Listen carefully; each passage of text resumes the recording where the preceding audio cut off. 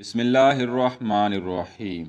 حضرت مریم علیہ السلام کے والد گرامی عمران اپنے وقت کے انتہائی عبادت گزار آدمی تھے۔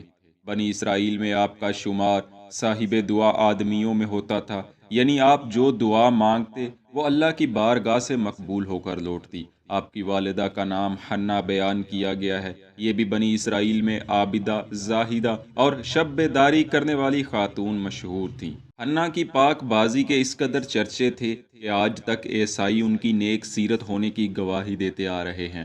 اللہ رب العزت کی بارگاہ میں ان کی قدر و منزلت کا اندازہ آپ اس بات سے بخوبی لگا سکتے ہیں کہ ایک تو ان کو حضرت مریم علیہ السلام کی صورت میں با کمال بیٹی سے نوازا، اور پھر ان کو اولو العزم نبی حضرت عیسیٰ علیہ السلام کی نانی ہونے کا شرف عطا فرمایا، اور ان سب اعزازات سے بڑھ کر پیارے نبی حضرت محمد صلی اللہ علیہ وسلم کی جنت میں ساس ہونے کا شرف بھی عطا فرما دیا، کیونکہ حضرت مریم علیہ السلام کا نکاح حضور صلی اللہ علیہ وسلم سے فرما دیا گیا ہے، جو کہ جنت میں رسول اللہ صلی اللہ علیہ وسلم کی ازواج میں سے ہوں گی۔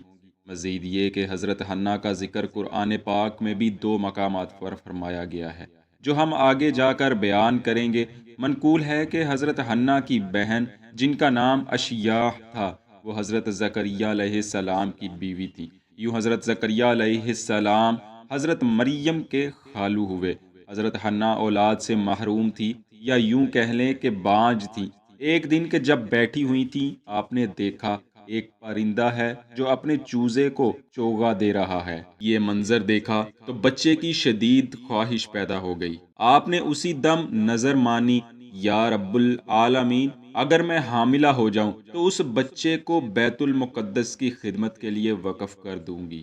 یہ اسرائیلیوں میں اس وقت دستور تھا کہ اپنی چہیتی اولاد کو بیت المقدس کی خدمت اور مجاوری کے لیے وقف کر دیتے، اور اسے ہر قسم کے دنیوی کاروبار سے فارغ کر دیتے تھے۔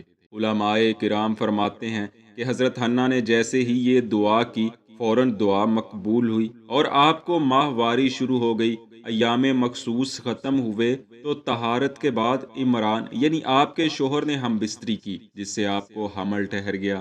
آپ دونوں کی خوشی کی انتہا نہ رہی، چنانچہ آپ نے اپنے اس عہد کو جو اللہ رب العزت کے ساتھ کیا تھا دوبارہ دہرایا، جس کا ذکر اللہ کریم نے قرآن میں کچھ یوں ارشاد فرمایا ہے: اے پروردگار، میں اس بچے کو جو میرے پیٹ میں ہے تیری نظر کرتی ہوں، وہ تیرے ہی کام کے لیے وقف ہوگا۔ میری اس پیشکش کو قبول فرما، تو سننے اور جاننے والا ہے۔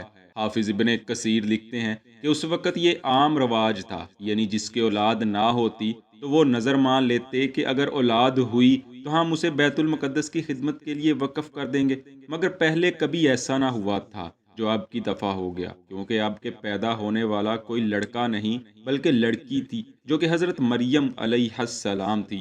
حضرت حنا نے جب دیکھا کہ میرے تو لڑکی پیدا ہو گئی ہے، تو پھر ایفائے عہد الہی کی یاد آئی اور دل غمگین ہو گیا، اور وہ اس لیے کیونکہ وہ تو لڑکا پیدا ہونے کی امید لیے بیٹھی تھی کہ جس کو بطور نظر پیش کر سکے، مگر یہ تو لڑکی تھی، اور ہیکل کی خدمت اور مجاوری کے لیے صرف نرینہ اولاد ہی نظر کی جاتی تھی۔ چنانچہ حضرت مریم کی والدہ نے کچھ یوں اظہار کیا: اے پروردگار، میرے یہاں تو لڑکی پیدا ہو گئی ہے، اور لڑکا لڑکی کی طرح نہیں ہوتا۔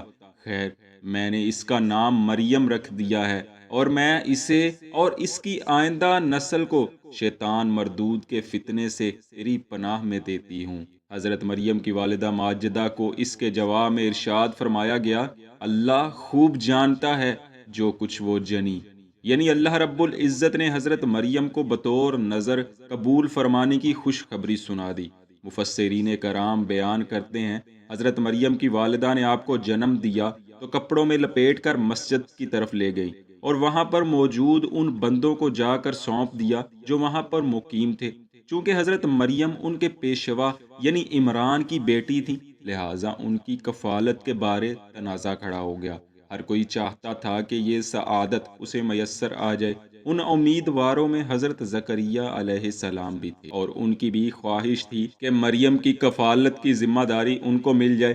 تاہم یہ فیصلہ قرآن اندازی کے ذریعے حل کرنے کا فیصلہ کیا گیا، اور قرآن اللہ کے مقرب نبی حضرت زکریا علیہ السلام کے نام ہی نکل آیا۔ یوں حضرت مریم علیہ السلام کی کفالت کی ذمہ داری حضرت زکریا علیہ السلام کو سونپ دی گئی۔ ناظرین، اس قرآن اندازی کا ذکر بھی اللہ پاک نے اپنے پاک کلام میں یوں ارشاد فرمایا ہے: یہ غیب کی خبریں ہیں کہ ہم خفیہ طور پر تمہیں بتاتے ہیں، اور تم ان کے پاس نہ تھے جب وہ اپنی کلموں سے کرے ڈالتے تھے کہ مریم کس کی پرورش میں رہے، اور تم ان کے پاس نہ تھے جب وہ جگڑ رہے تھے۔ مفسرین کرام بیان کرتے ہیں کہ قرآن اندازی 3 بار کی گئی۔ پہلی بار یہ طریقہ کیا گیا کہ بیت المقدس کے معروف مقیم لوگوں نے اپنے اپنے قلم زمین پر رکھ دیے۔ اس کے بعد ایک نابالغ بچے کو کہا گیا کہ قلم اٹھاؤ، تو اس نے جو قلم اٹھایا وہ حضرت زکریا علیہ السلام کا تھا۔ کچھ لوگوں نے یہ ماننے سے انکار کر دیا اور مطالبہ کیا کہ دوبارہ قرآن ڈالا جائے، اور اس کی صورت یہ ہوگی کہ قلم دریا میں پھینکے جائیں۔ جس کا قلم پانی کی مخالف سمت بہنا شروع کر دے گا وہی کفالت کا حقدار ہوگا۔ اس صورت میں بھی حضرت زکریا علیہ السلام کی جیت ہوئی، لیکن خادمین بیت المقدس نے اس طریقے کو بھی نہ مانا اور تیسری بار پھر قلعہ ڈالنے کا مطالبہ کرنے لگے، حتیٰ کہ تیسری بار پھر قرآن ڈالا گیا اور اب کی دفعہ یہ طے ہوا کہ قلم بہتے ہوئے پانی میں ڈالے جائیں، اور جس کا قلم پانی کے بہاؤ پر بہے اور بقیہ قلم مخالف سمت میں بہیں وہی کفالت کا صحیح حقدار ہوگا۔ چنانچہ پھر حضرت زکریا علیہ السلام کا قلم پانی کی سمت میں چل پڑا اور بقیہ پانی کی مخالف سمت رواں ہوئے۔ الغرض حضرت مریم علیہ السلام کو اللہ کے نبی حضرت زکریا علیہ السلام کی نگہبانی میں دے دیا گیا۔ دوستو، یوں حضرت مریم علیہ السلام کی پیدائش سے عجائبات کا ایسا سلسلہ شروع ہوا جو آپ کی وفات تک مسلسل چلتا رہا۔ یہی وجہ ہے کہ عیسائی ان کے متعلق جھوٹ باندھ باندھ کر شرک میں مبتلا ہوئے۔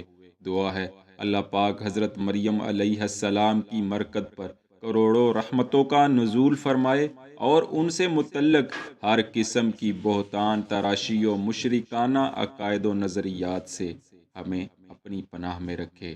اللہ ہمارا اور آپ کا حامی و ناصر ہو، آمین۔